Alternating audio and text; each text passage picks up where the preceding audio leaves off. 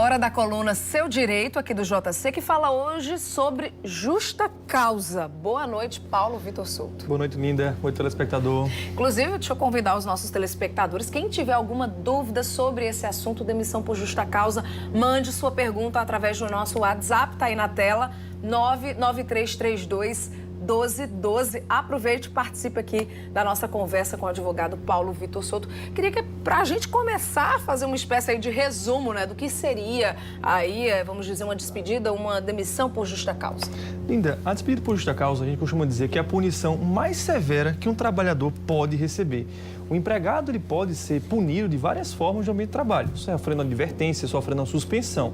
Agora, quando a falta é considerada grave em excesso, ele é despedido por justa causa. E nessas circunstâncias, ele pode enumerar diversos tipos de justa causa. Quando a pessoa age com desídia no trabalho, que é o caso de preguiça, não trabalha a contento, um caso de insubordinação muito grave, um caso de desrespeito junto ao empregado ou junto ao empregador ou mesmo junto a clientes do estabelecimento, tudo isso são causas que podem acarretar uma justa causa. E qualquer empregado pode ser despedido por justa causa, até aqueles que, por exemplo, têm uma instabilidade, por exemplo, as grávidas? Linda, isso é uma pergunta muito comum. A estabilidade que hoje em dia é prevista no ordenamento jurídico, ela é uma estabilidade provisória. Nada se sobrepõe a uma justa causa, nada se sobrepõe a uma falta grave.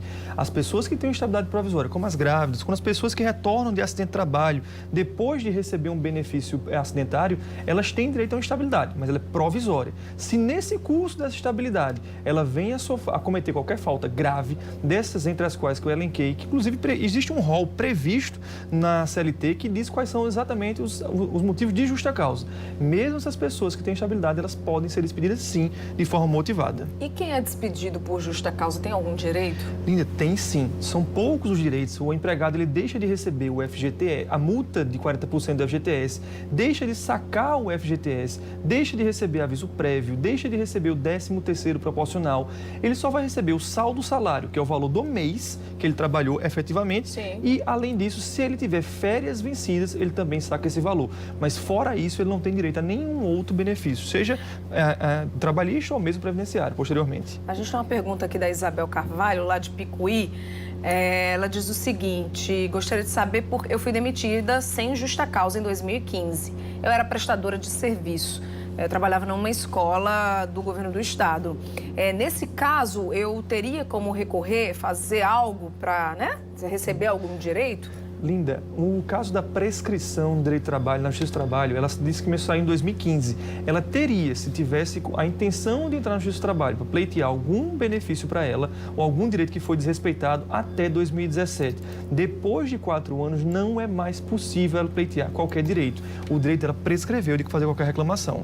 Quando a pessoa é despedida, o empregador vai demitir um funcionário, um colaborador por justa causa, ele pode anotar isso na carteira de trabalho? Fazer essa anotação? De maneira alguma. Inclusive, foi uma questão que surgiu de uma pessoa que, de certa forma, estava preocupada, porque estava sendo despedida por justa causa e alegando que o empregador ameaçou colocar isso na sua carteira de trabalho, o que não é permitido.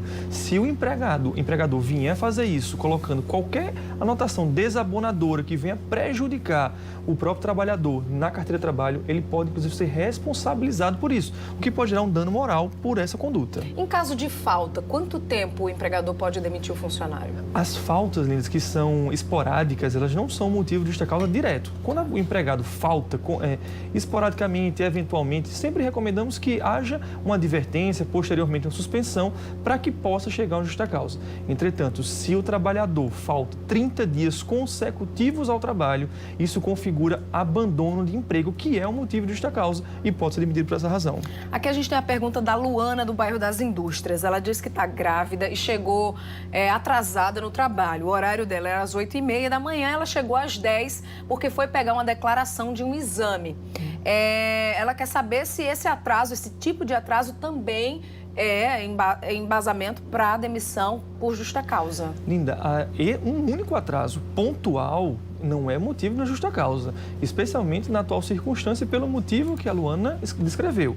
Entretanto, atrasos reiterados, constantes, desde que sejam punidos anteriormente, se somados, podem gerar uma justa causa.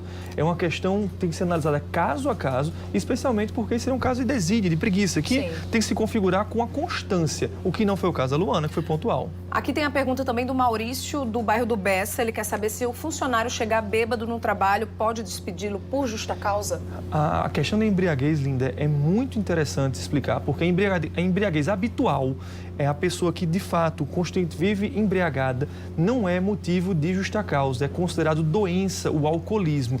Mas um empregado que chega embriagado ao trabalho ou que se embriaga, ingere bebida alcoólica no trabalho, pode sim vir a receber uma justa causa, especialmente se a atividade que o empregado desempenha forem atividades de risco, que ele precisa realmente estar sóbrio em todas as circunstâncias e ele puder colocar em risco outras pessoas. Pode sim acarretar uma justa causa. O Everton, do Jardim Veneza, ele quer saber os motivos que uma pessoa pode receber uma justa causa. Dentre essas que nós mencionamos, o embriaguez no momento do seu trabalho em serviço, a pessoa que age de forma desidiosa, a pessoa que se subordina, a pessoa que vem a cometer atos de improbidade, como furto, roubo no ambiente de trabalho, todos esses são motivos de justa causa.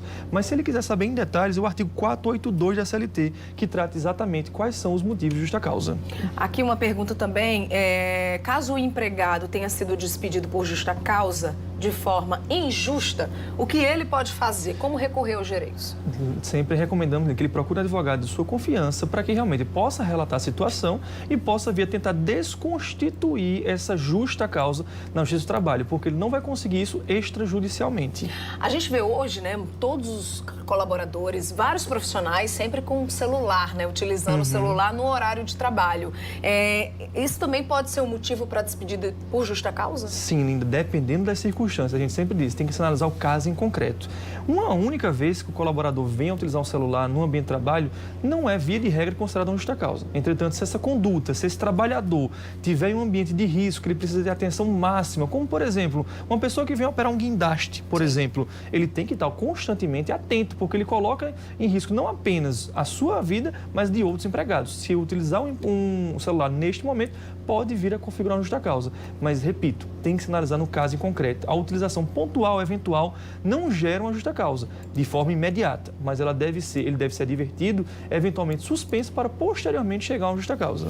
Meu filho estava doente, passei um mês com ele no hospital. Quando retornei ao emprego, fui dispensada por justa causa. Está correta essa decisão? Linda, se o empregado se ausenta sem justificar a sua ausência ao trabalho, e especialmente no caso, como ela relata, de 30 dias, de um mês, é possível que seja configurado um abandono de emprego. Se ela justificou, se ela demonstrou essas circunstâncias, no caso de um filho doente no hospital, é sempre uma questão de bom senso, de razoabilidade, e cabe ao empregador analisar se aquele foi devidamente comprovado ou não.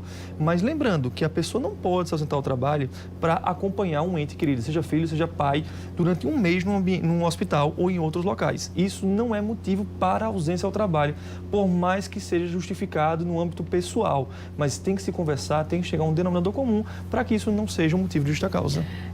Muito bem, eu vou só fugir aqui do script, fazer duas perguntinhas para a gente finalizar a sua participação. Uma pergunta super pertinente do Jefferson lá de Campina Grande, e achei super curioso. Ele pergunta o seguinte: quando é feito o exame admissional, a empresa é obrigada a contratar o profissional? Não necessariamente. A contratação só se dá efetivamente com a aprovação no exame admissional. Inclusive, o exame admissional ele pode atestar que a pessoa não está apta para o trabalho.